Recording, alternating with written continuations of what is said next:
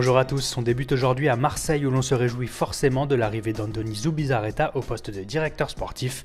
Pour la Provence, un air de Barça flotte même déjà sur l'OM depuis la nomination de l'ancien directeur sportif catalan, acte 2 du projet OM champion de Franck McCourt. En Espagne, un ancien Marseillais fait beaucoup parler depuis quelques semaines. Épatant depuis son arrivée à Séville, Samir Nasri s'offre une deuxième jeunesse plutôt inattendue après des saisons compliquées à Manchester City. Le journal local Estadio Deportivo s'enflamme ce matin pour le français et souligne ses très belles stats.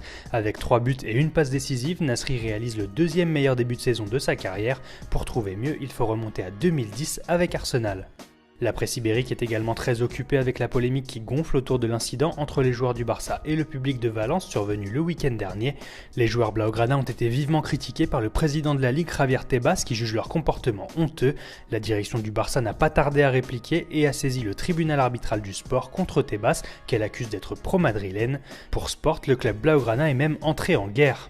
Pendant ce temps, à Madrid, on préfère se préoccuper de la course au Ballon d'Or, alors que la presse pro-Barça a lancé sa campagne pour que Lionel Messi remporte un 6e trophée en tentant de discréditer Ronaldo. Marca répond en publiant ce matin les déclarations de Fabio Cannavaro, ancien lauréat du Ballon d'Or. L'Italien estime que Cristiano Ronaldo mérite amplement de remporter la récompense individuelle ultime. En Italie, la crise à l'Inter Milan fait encore la une. Franck de Boer est toujours menacé malgré la victoire face au Torino.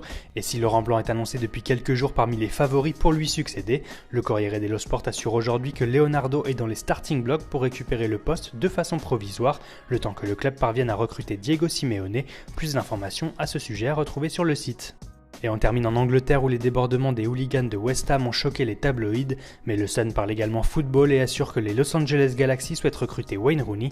Son entraîneur José Mourinho est lui de nouveau dans le collimateur de la fédération et pourrait être suspendu pour des critiques envers le corps arbitral. Voilà, c'est tout pour aujourd'hui, bonne journée à tous sur Foot Mercato, très bon week-end et rendez-vous lundi pour un nouveau tour d'horizon de la presse sportive.